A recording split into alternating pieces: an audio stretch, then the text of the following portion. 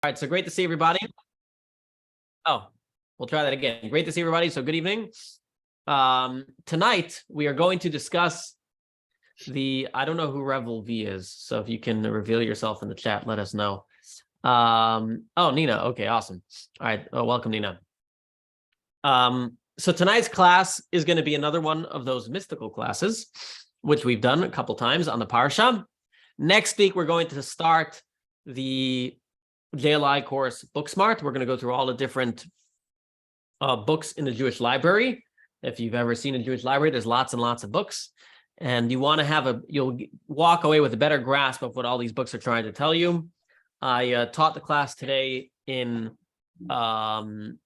prison this morning, and the audience I had a really captive audience. I mean, it was great. They couldn't get enough. So. Did you really go there? Did you really do it?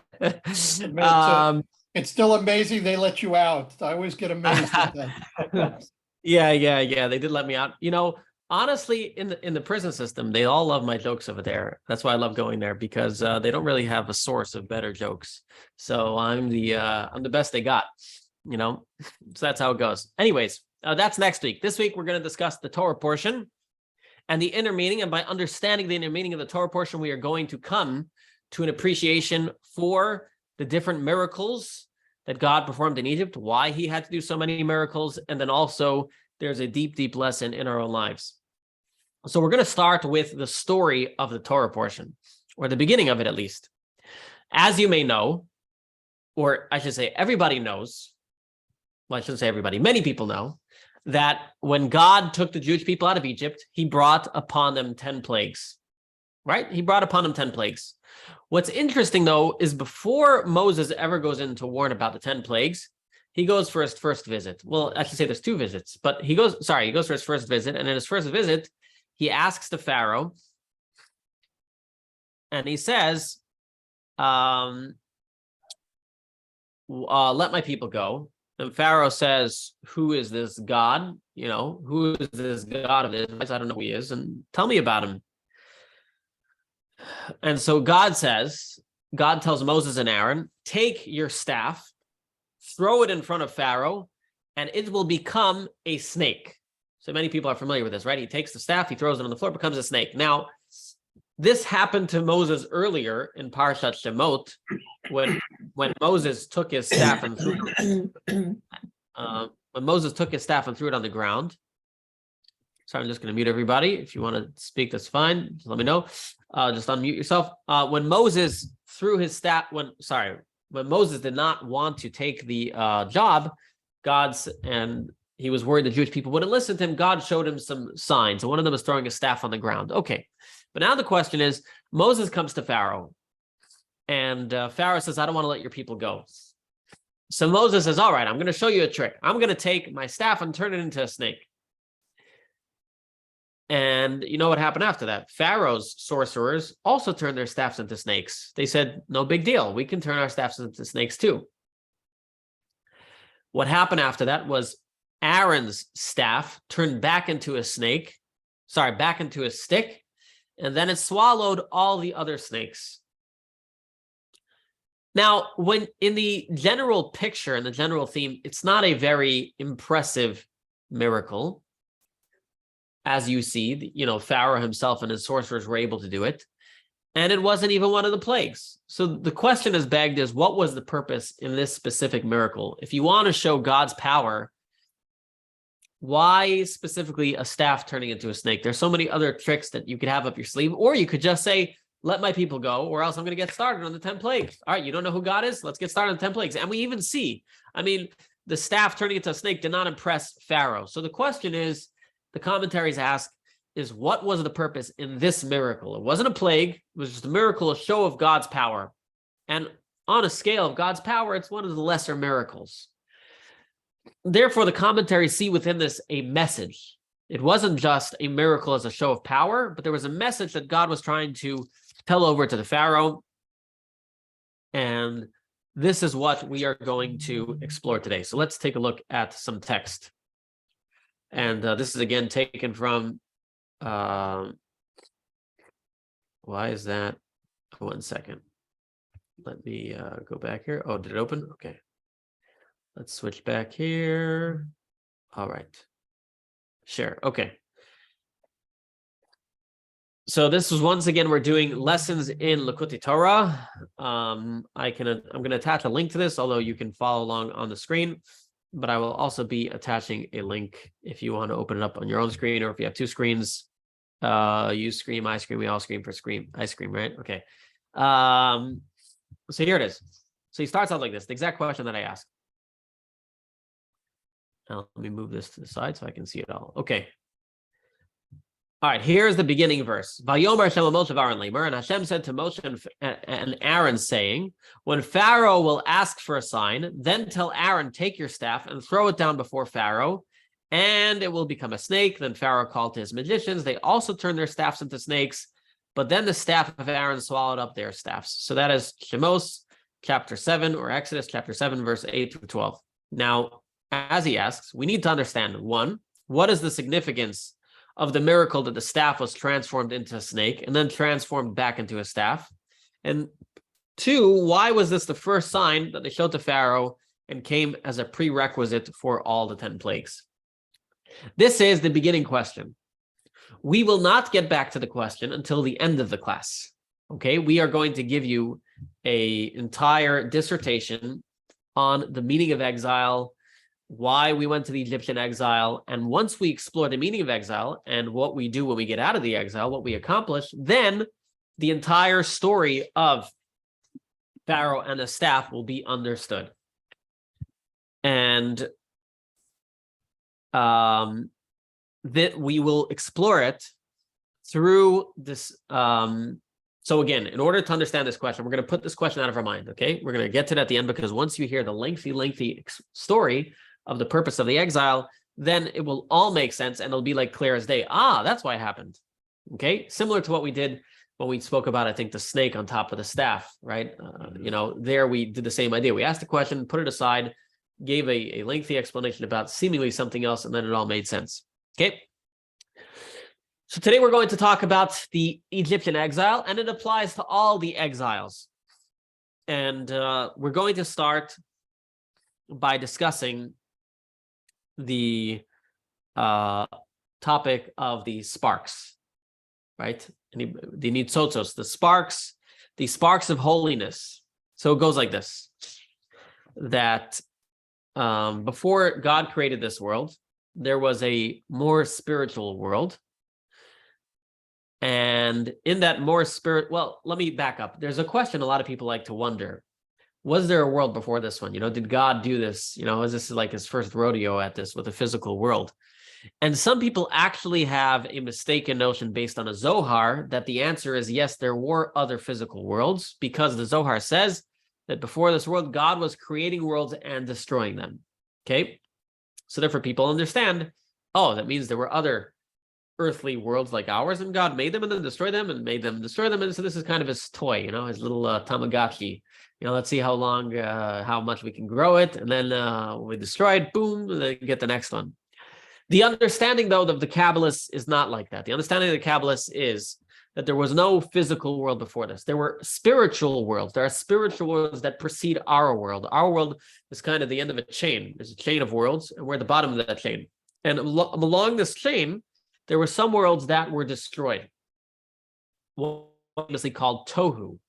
And this spiritual world was destroyed because, as the description goes, there was a lot of light and not a lot of vessel. Think about it like this. You take a water balloon and you fill it up with the right amount of water. Great, you got a water balloon. You take a water balloon, you keep filling it, poof, it's eventually going to crack. It's got too much water for the vessel. Okay, so too much light for a vessel doesn't work. So there was this world of Tohu, the spiritual world. There was too much light, not enough to contain it. And so everything kind of blew up. Now, we're not going to get into, so why did God make it to begin with? I think we've had classes about that as well. I'm not sure, but that's beyond the discussion today. The purpose that we want to get to is there was a very spiritual world once upon a time. And it had, so to speak, an explosion. And those sparks that exploded are found throughout this world. They are found throughout this world, and we can find them. Well, we'll get to where we can find them. Okay. So let us read. Okay. And when the Jewish people left Egypt, they had collected many of these sparks. Many of these sparks were captured by the Jewish people when they left Egypt. And this is based on a verse that we will show shortly. But the Egyptian exile was actually the most successful exile of all of them, of collecting the sparks. It says, I believe there were 288 sparks originally, I think, 248 or 288, I forget. Rapach, no, 288. 288 sparks originally. Now, these sparks subdivided, but in Egypt, they collected 210 of them, I think corresponding to the years that they were there. I forget the exact number. It's 200 and something. So over 200 of the sparks were collected already in Egypt itself. The rest of them were collected. We're still collecting. We're still finishing, although we had a class about that. So let's take a look at some text. And again, the reason how all this is connected will be understood soon, because soon we're going to explain how do you actually collect a spark. Like, okay, so there's a spark of godliness. Like, where is it and how do I get it? How do I access it? We're going to get to that in a moment. But let's first read a little text. So the Torah says, when they left Egypt, it says, Vayinatzlu et Mitzrayim. And they emptied Mitzrayim. They emptied Egypt from all their gold and silver possessions. And the Talmud said, this means they made it, Mitzrayim, like a pond lacking its fish. Okay, because the word Yinatzlu is a funny word. So the commentaries, the Talmud says on that, what does it mean? It means they made it like a pond without a fish. Now notice how the word Vayinatzlu sounds similar to, remember we talk about root words in Hebrew, sounds very similar to a root word in Hebrew for spark, which is nitzotzot. Nitzotzot means sparks in Hebrew, nitzah, spark. And so the mystics understand when it says Vayinatzlu et Mitzrayim, they emptied Egypt, it means they emptied it from the sparks. And so this is what he says. This means they collected all the sparks of holiness that fell down from the shattering of vessels into their land of Egypt.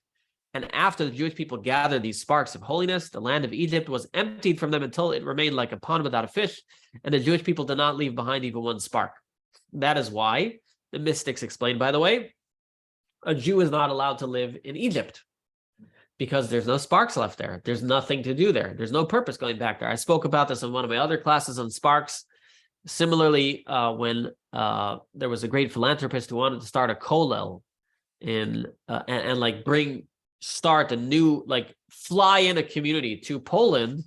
And the Rabbi said, there's no need. We've elevated that area. Okay, if there are Jews that are there, we need to reach out to them, but we don't need to import religious Jews to Poland. You know, it's we've done our job there throughout the generations. That's kind of how we view our exiles, you know, where we kind of go from place to place. This is the deeper meaning of it, is that there's sparks in different places.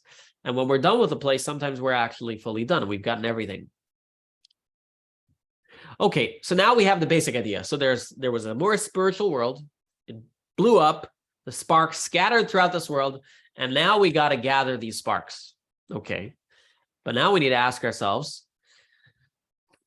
what are these sparks and how do you get them? Okay, so he says, now we need to understand the idea of these sparks of holiness that fell down with the shattering of the vessels and how they are elevated. That's our question. And I'm going to skip. Just talks about the seven primordial. Okay.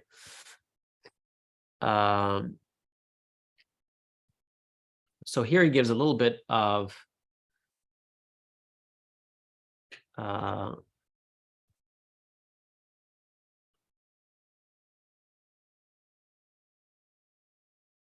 right. So he says like this, the sparks of holiness. I'm going to start from here on page 6 on the top. We're going to read over here. He's going to give some explanation, which is going to help us for the next section, which is going to explain us what these sparks are and how we elevate them. Sparks of holiness in their source, meaning where they started in that spiritual world, in Tohu, that's what it's called.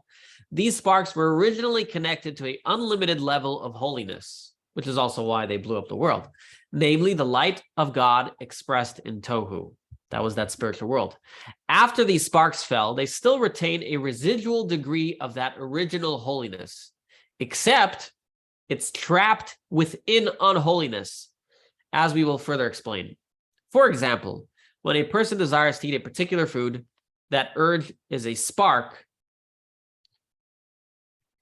I'm going to skip that line of there because it's confusing. In this case, it is manifest in a particular person who has love or desire for this particular food. When the person does not naturally see any connection between his desire for this food and God's infinite light, this spark has been far removed from its original source. This process is referred to as the sparks of holiness falling to unholiness as klipa and sitra achra. So again, so you may desire a food. There's probably a spark in that food that you have to elevate it. However, when you just see the food as delicious food, that means that food, that spark has been so lost, which is what happened to pretty much all the sparks, that you don't naturally see how it's holy, right? In other words, you see the pizza as pizza, when really inside the pizza, the yummy pizza is a spark of God. So you're feeling love towards it, and maybe that love is an expression of this fell from God's kindness, and so you're feeling love, but the love is misdirected. You should be loving God and wanting the pizza to elevate it. And so as he explains, the spark is, so to speak, wedged in the food. And that's why it's called klipa. What does klipa in Hebrew mean? Klipa means a shell. So as he explains, klipa means a peel or a shell, referring to how the physicality or ego conceals the inner divine intent in something. For example, in this case, the divine intent in a person eating is to energize himself to serve God. But the person feels he is eating in order to have pleasure or to energize himself for purely physical life. Sitra achra means the other side, meaning not the side of holiness. The side of holiness is only whatever is dedicated to fulfilling God's plan and true desire in its existence. So what we gather from here so far, again, we said we went down to Egypt to gather the sparks that fell.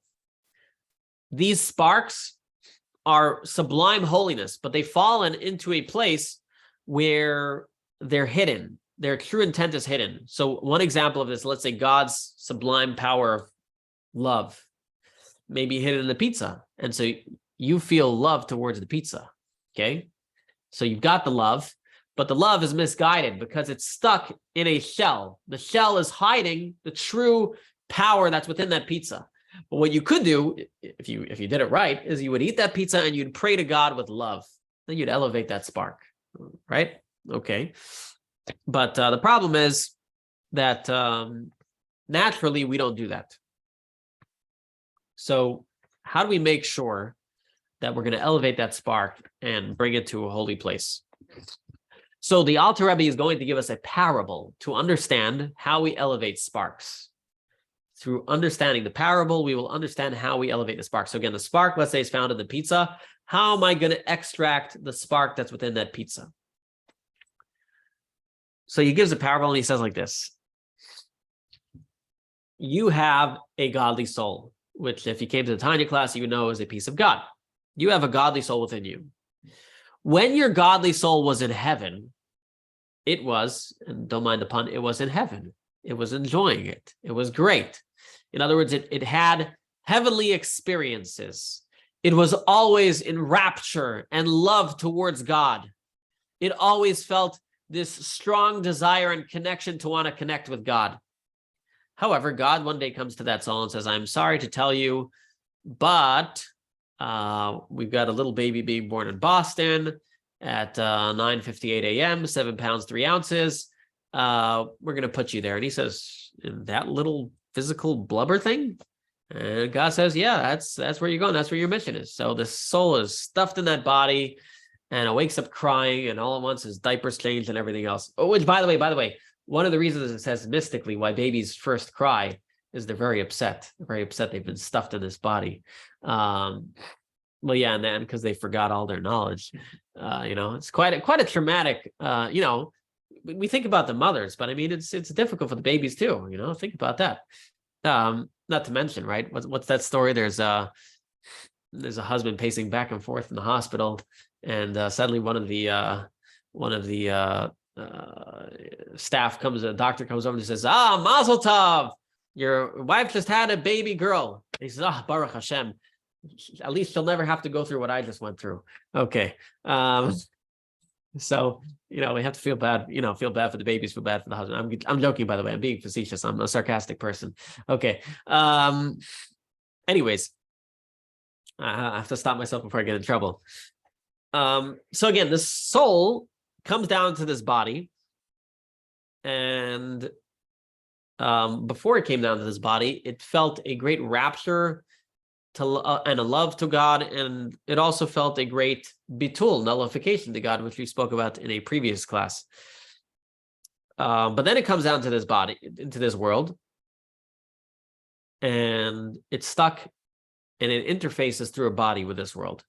So now, if you want to say, similar to what we said earlier, the spark is covered over by the shell of the food. The soul is covered over by the shell of the body.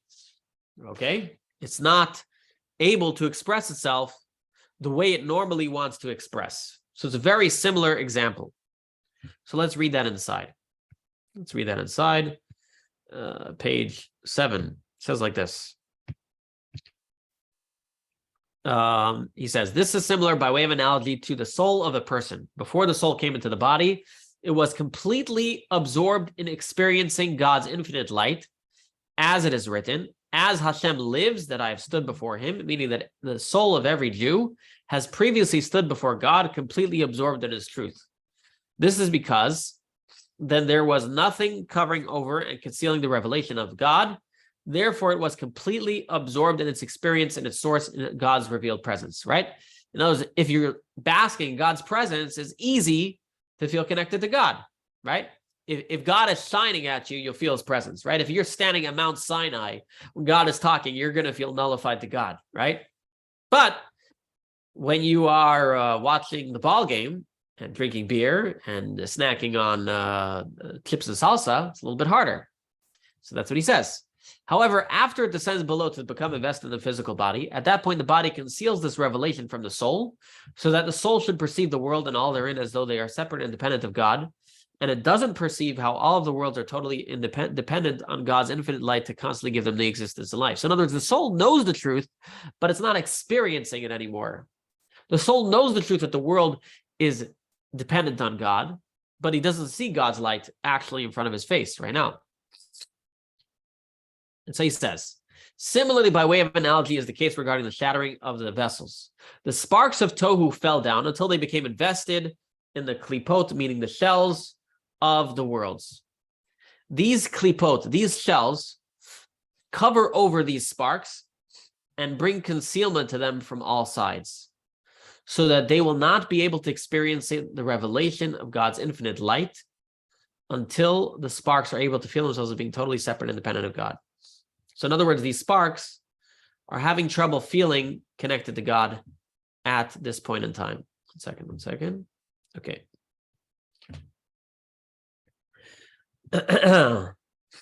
And if there were sparks in Egypt, that means the Egyptians felt the same thing.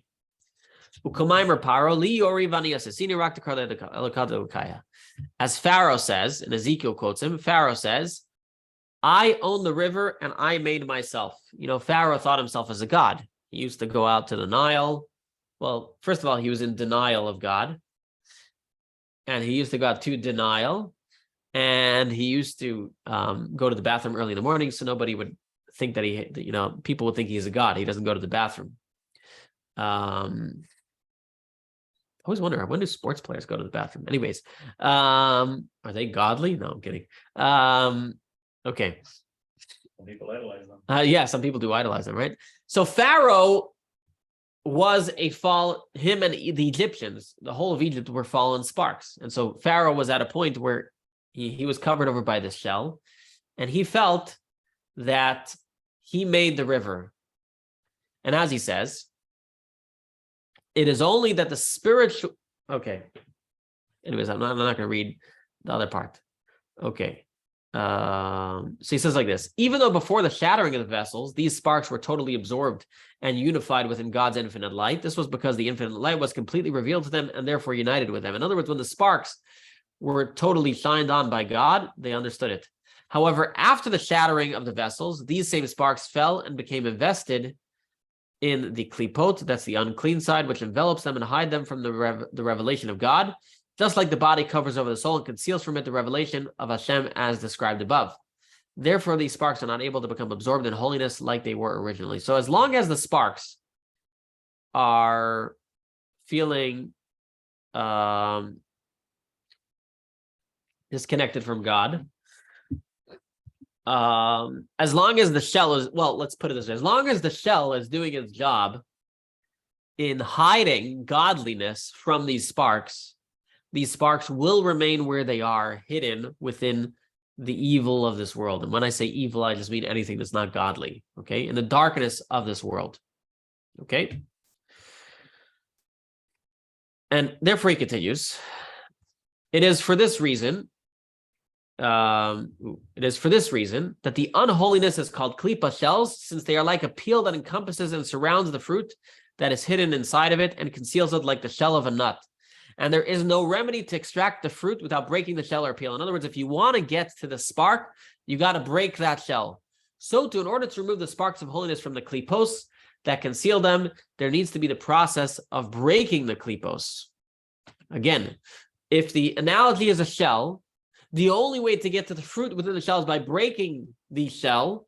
Similarly, if sparks are analogous to something being stuck in a shell, the only way to get to them is by breaking what's hiding them.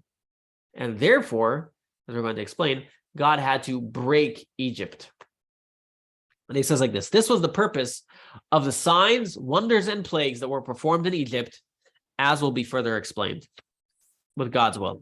So what are we getting here? We're saying a spark of God, just like a soul, can be hidden inside a shell. What does the shell do? Just like a body conceals godliness from the soul, the shell of the world conceals a godly revelation from the spark. And when it does not feel a revelation of God, it feels lost and it doesn't feel godly. It's being hidden from its source, kind of like unplugging it. And the only way to get to it is by breaking the shell. And this explains why the Jews had to break Egypt. Think of it this way. You know, God says many times in the Torah about Egypt, and we're going to quote it later. Why am I doing all these plagues? I am doing all these plagues because I want to let Egypt know. V'yadu Mitzrayim ki ani Hashem. Egypt should know that I am God. In other words, we tend to think the 10 plagues are so that the Jews could leave Egypt. But what the Torah actually says is so that Egypt should know that I am God. Now, that's a strange thing to say. Don't we just want to get the Jews out? Like, just skip the 10 plagues, go straight to the death of the firstborn. Okay, our Seder plate might be a little more empty. The Haggadah will be a little bit shorter without the 10 plagues.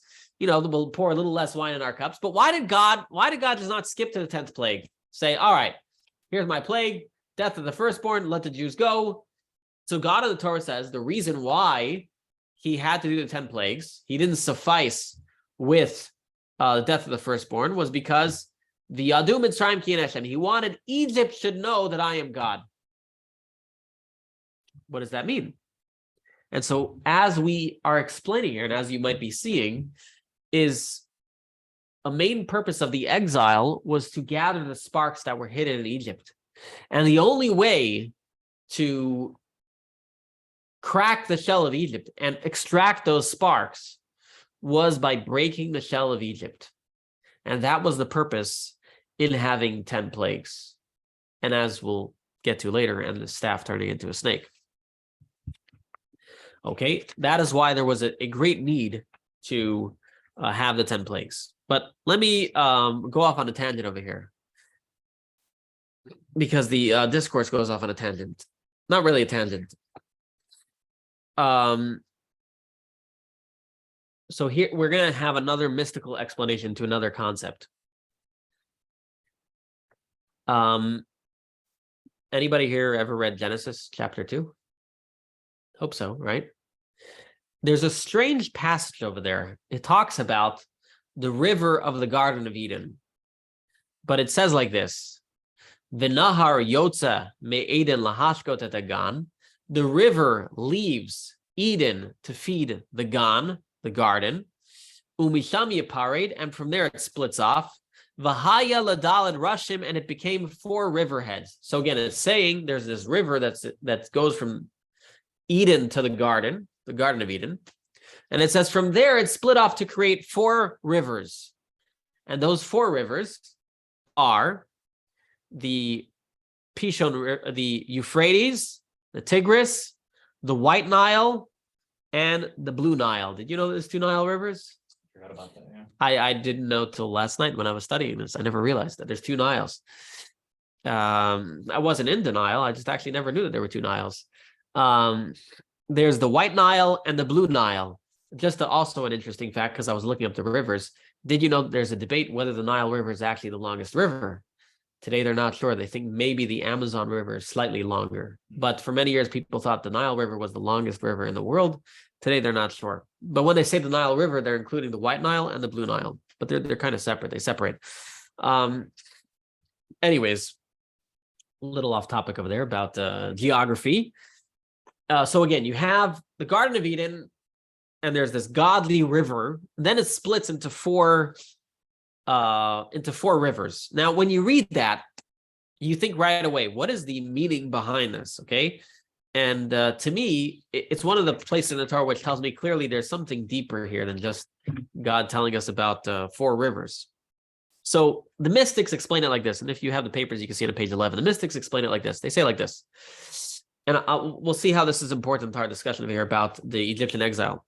They explain that the river of Eden, the river that's flowing in the Garden of Eden or to the Garden of Eden, is the divine light, God's will and wisdom.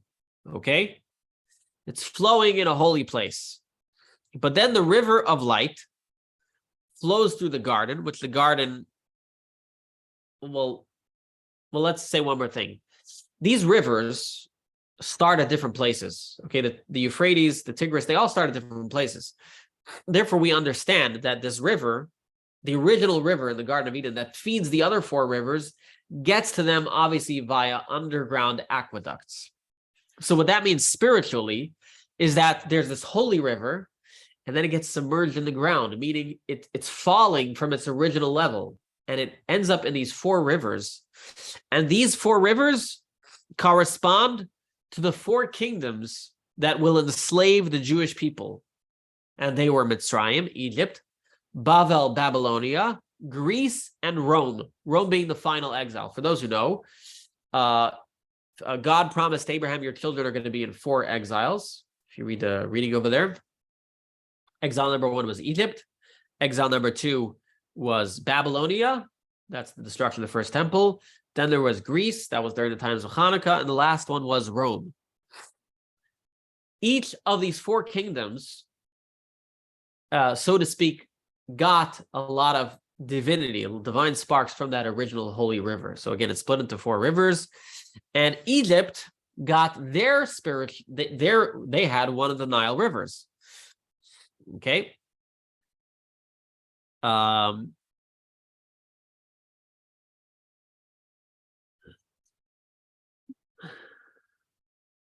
the Nile River, being the largest river of all of them, as we can understand, gathered the most sparks. So again, just like every river is different, says the Alter Rebbe, the amount of sparks that fell into each area had a different amount of sparks. And therefore, Egypt had the most sparks. As I said earlier, it had 400. So let's take a look here. Okay, so again, it is written in Genesis, and a river came flowing out from the Eden to give water to the garden, and it passed through the garden, and from there it splits into 4 riverheads. The name of the first 2 rivers was Pishon, the Nile River. So again, here you have the 4 rivers. 1, 2, they actually flowed downwards into there. 1, 2, this is White Nile, Blue Nile, the different rivers. Okay, these are all the different rivers that are, some are south of Israel, some are north of Israel. For some people call it the Fertile Crescent. Okay, so I'm going to skip over here. He says like this: just like in the analogy of physical rivers, one river is not the same as another river, neither in quality, since one river will have sweet and clear water compared to a different river, nor in quantity, since one river may run for 200 miles and another may run for only 100 miles or the like. so to the rivers of light above in the spiritual worlds are not the same, meaning the many sparks of the world of Tohu were drawn down and fell into the spiritual river, the river called Pishon, which is a reference to the Nile River and represents the angel of the spiritual flow of life force appointed over the land of Egypt, had more sparks, fell there than the amount or type of sparks that fell into the spiritual river of Babylonia or the other physical or the other areas. So again, what we're getting from here is that Egypt had many more sparks than anywhere else. And so he says like this. Now we will understand the idea of the wonders that God showed to us, to the Egyptians, as it is written in Exodus, and the Egyptians will know that I am God, meaning the word know, which usually connotes knowing, can also mean breaking, as it is written in Shoftim by Gideon Yodah. Gideon broke the people of Sukkot with these. Again, this goes back to root words in Hebrew. So knowing can also mean breaking. And based on everything that we've said above, all this makes sense. The idea is, as explained above, in order to extract the spark of holiness from the klipa, from the own holiness which covers over it, this can only be done by breaking the klipa, like the analogy of a nut that cannot be extracted and eaten without breaking its shell. But we still haven't explained, how do you actually break a shell? Okay, so we've said the idea, you got to break it. How do you actually break the shell to get to it? So this is what he's going to explain right now. The idea is, breaking the klipa reveals the infinite light of God to the spark, enabling it to become reabsorbed in holiness. So again, if the shell is what is separating the inner spark from recognizing the truth. So for example, the shell of the body sees only physicality.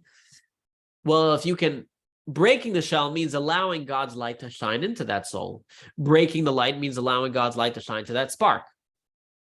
And this is what God had to do in Egypt. God had to break the shell over Egypt and allow the sparks of holiness to shine in there.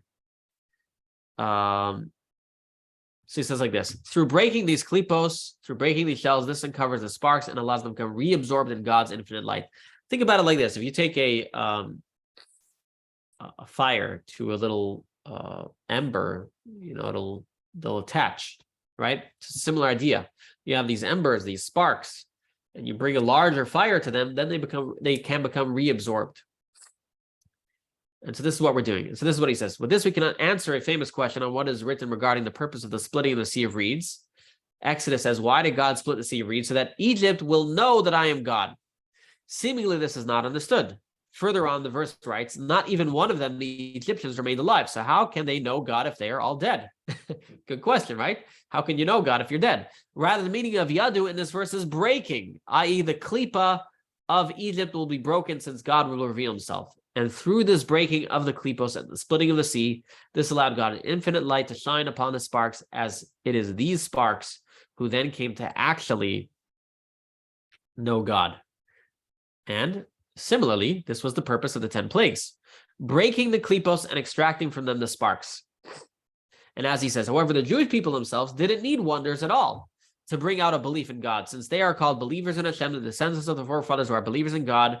And as is written, the nation believed in what Moses told them. They accepted that God had remembered them to redeem them from Egypt. So again, what we're getting from here is the purpose of the 10 plagues was not for the Jews.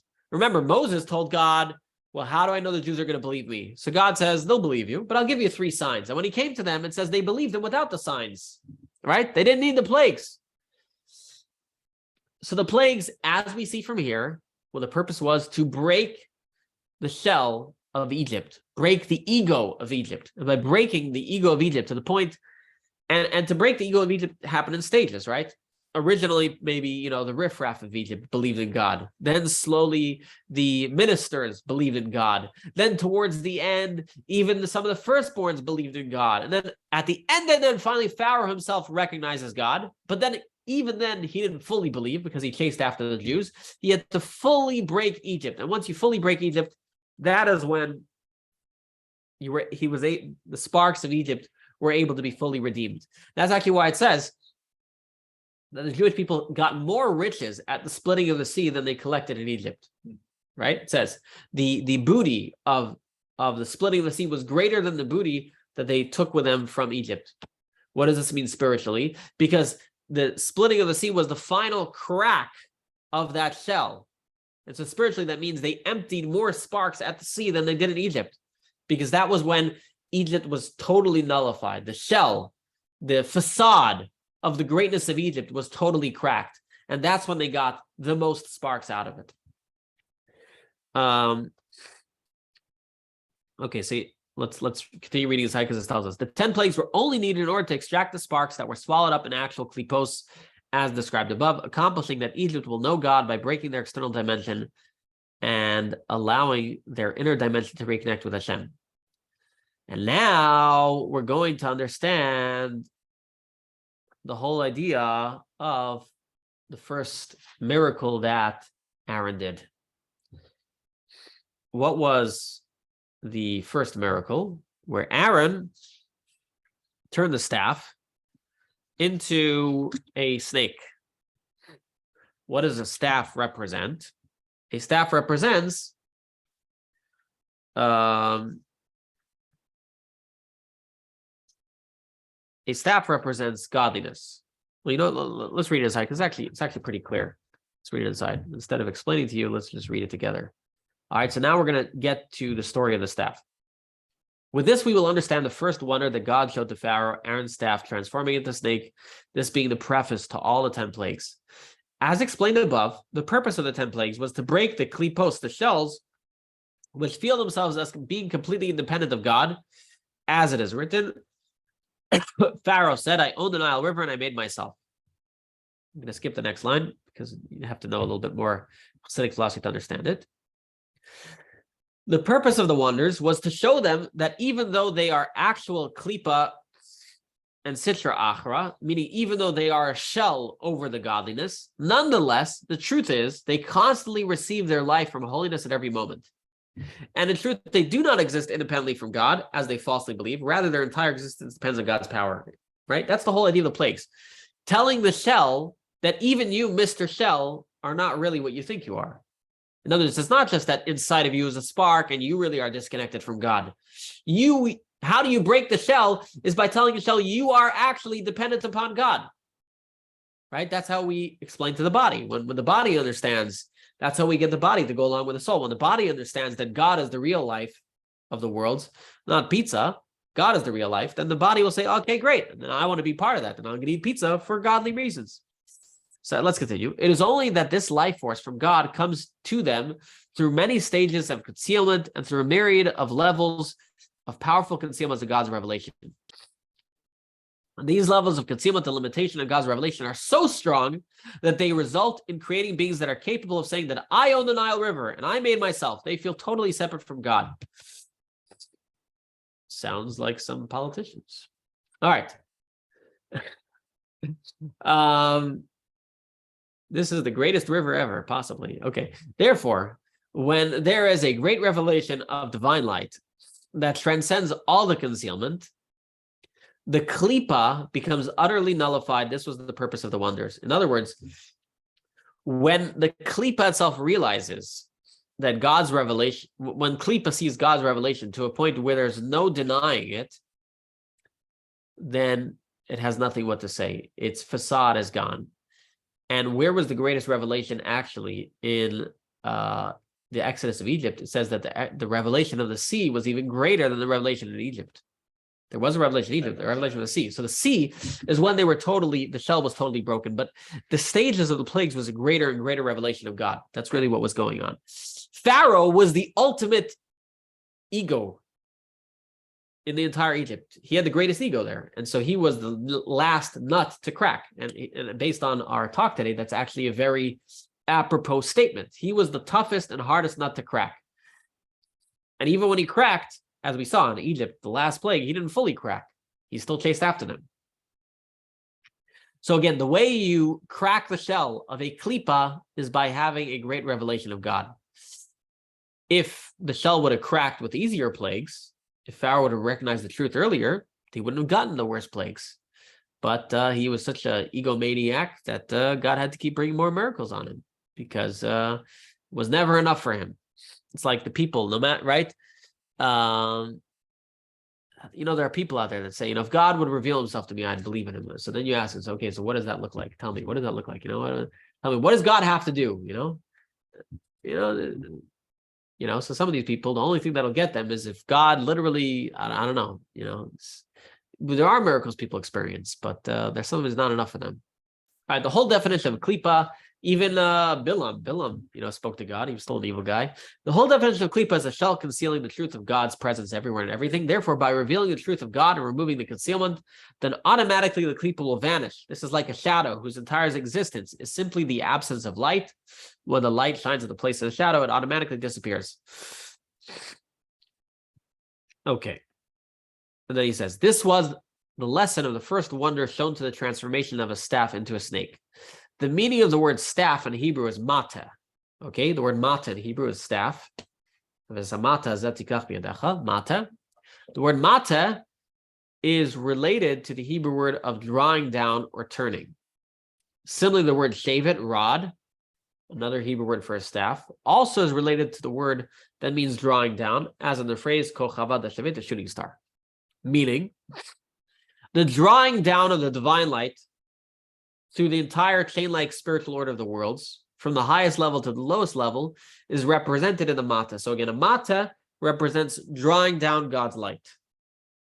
The snake, like the snake in the story of the Garden of Eden, represents the spiritual source of klipa, of Mitzrayim. It represents the shell.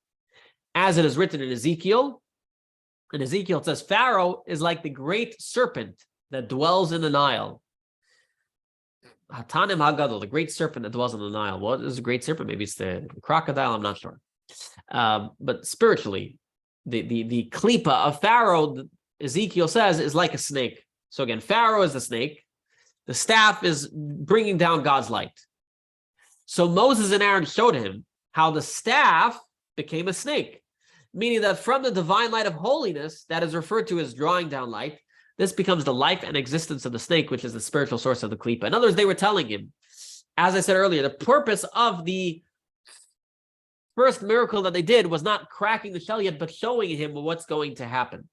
And first he showed him, look, I want you to know that you are just like this staff. This staff is God's divine light that's being drawn down, and it turns into you, turns into a snake, it turns into a shell, something that thinks it's separate from God.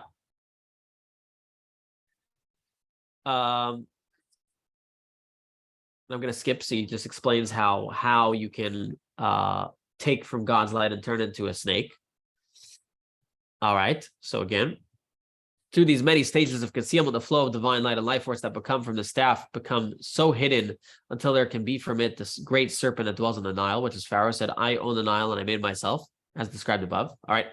Afterwards, they showed him how the snake, which is the unholiness, becomes transformed back into the staff light, and that the staff of Aaron swallowed up their staffs, meaning that the snake of klipa becomes nullified and absorbed back into holiness of the divine light, just like it was originally in its ultimate source. So again, he's showing him exactly what's going to happen to Egypt. You are the snake, as Ezekiel says, you are the snake, you're the unholiness. And you think that you're your own little snake, that you were just always in existence. Let me tell you, number one, you, Mr. Snake, you came from a staff. In other words, you came from God's light. You came from that original river, let's say, right?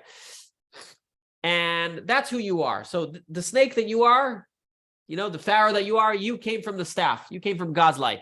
And you know what I'm going to do to you? Through my 10 plagues, I'm going to turn you back into the staff. I'm going to shine upon you the light of God, and you're going to turn back into what you originally were.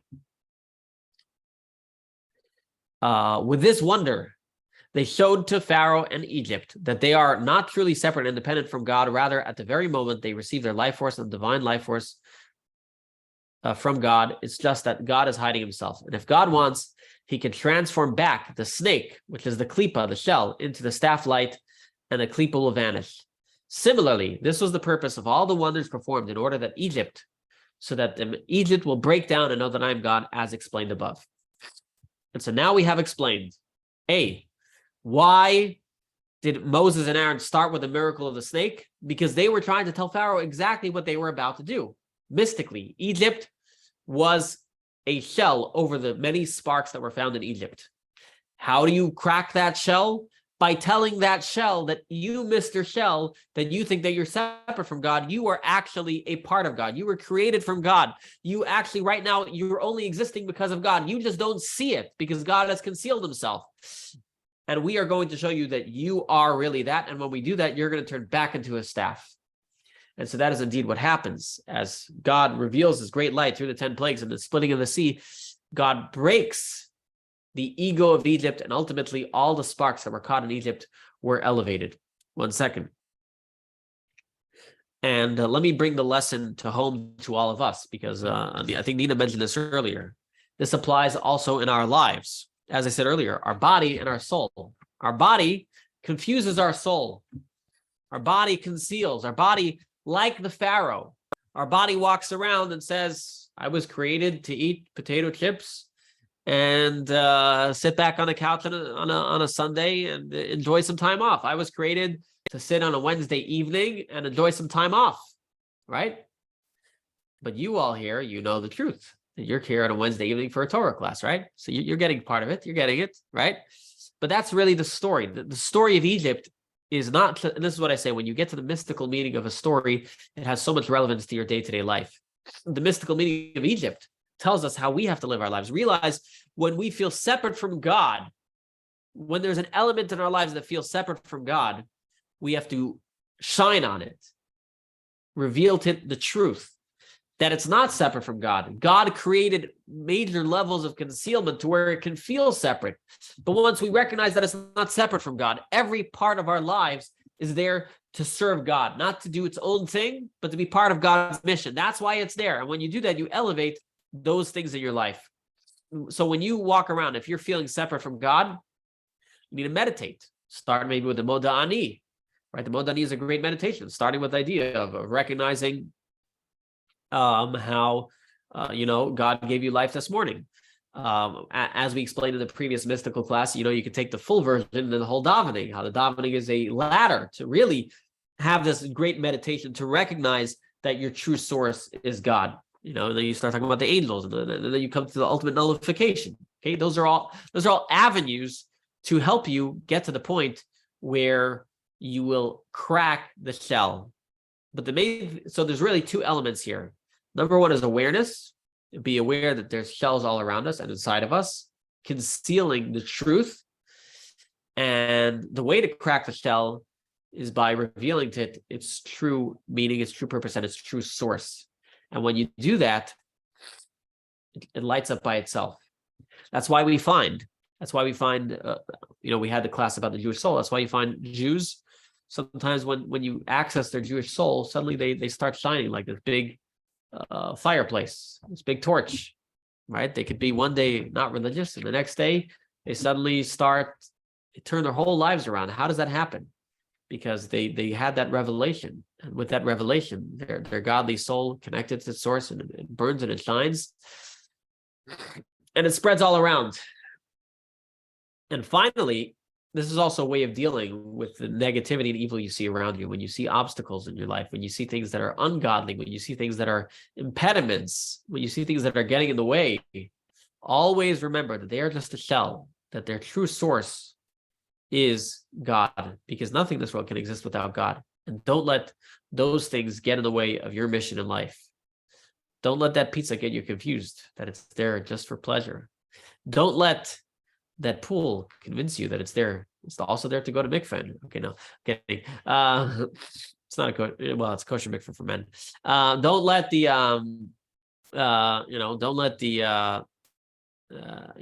basically everything in your life is there for a purpose, and we can get confused. We can get concealed. We can always lose track. What is this computer for? This computer can be used for gaming, or it can be used for Torah classes. The choice is up to us. Are we going to shine in it the divine light and extract its divine spark that's in there? So always remember that miracle of Moses. That snake that you see, it's really a staff. And if you show it that it's really a staff, everything will light up. And that's my spiel for today. And thank you for joining me on this journey. It's been a fun another, again, mystical explanation. I hope you like these mystical explanations. I'd love to hear some feedback on it. Hopefully it adds flavor. Thank you. Hopefully it adds some flavor to your understanding of the Torah and more of an appreciation for the mystical aspects of the Torah. Unfortunately, the mystical aspects of the Torah are very much misunderstood. And hopefully this helps you gain a greater appreciation for all of that. I'm going to stop the recording and